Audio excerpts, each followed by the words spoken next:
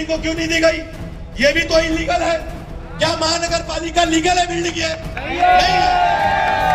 आमदार महेश चौगले जिस घर में रहते हैं, क्या वो घर लीगल है? रईस शेख होशियन में जिस घर में रहते हैं, क्या वो लीगल है? अरे जब इन आमदारों का, इस प्रशासक का मकान जिस बिल्डिंग में रहते हैं वो इलीगल है, तो हम ऐसे इलीगल हो गए।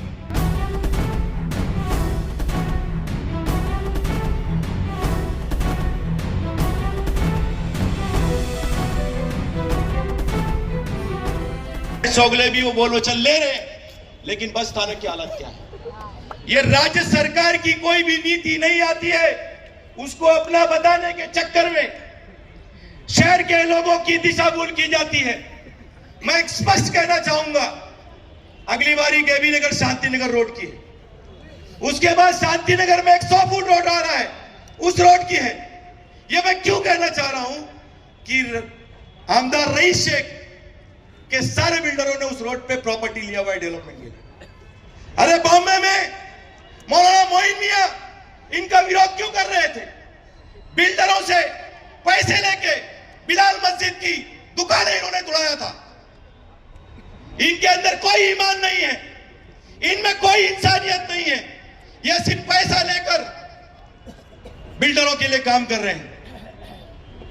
आज आप सभी ने अपने जिंदा होने का सबूत दिया, इसके लिए मैं आपको मुबारकबाद पेश करता हूं।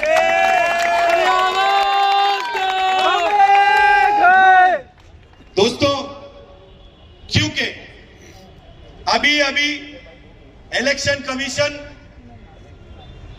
महाराष्ट्र इलेक्शन कमीशन ने महाराष्ट्र म्युनिसिपल महानगर पालिका कॉर्पोरेशन इलेक्शन इसको डिक्लेयर कर दिया है।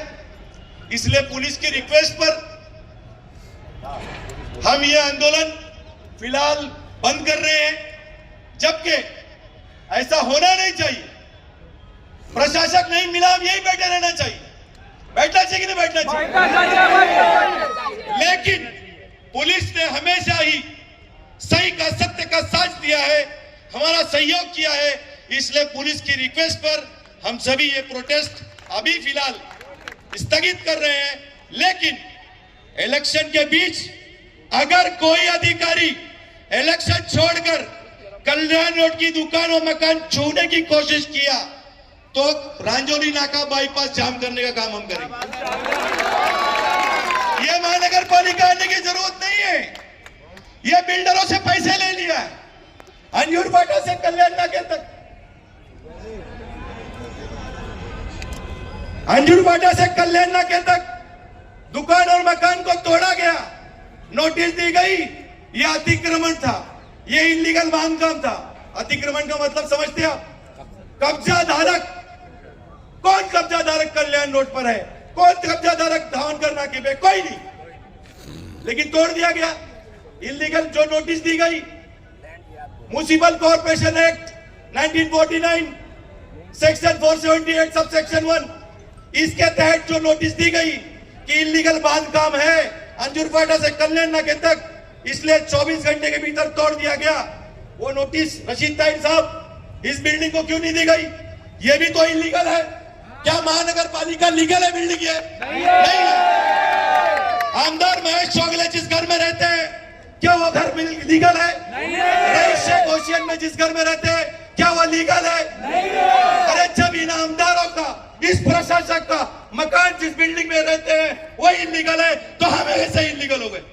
हमें क्यों तोड़ा गया? सही बात है। तो नाउमीद होने की जरूरत नहीं है।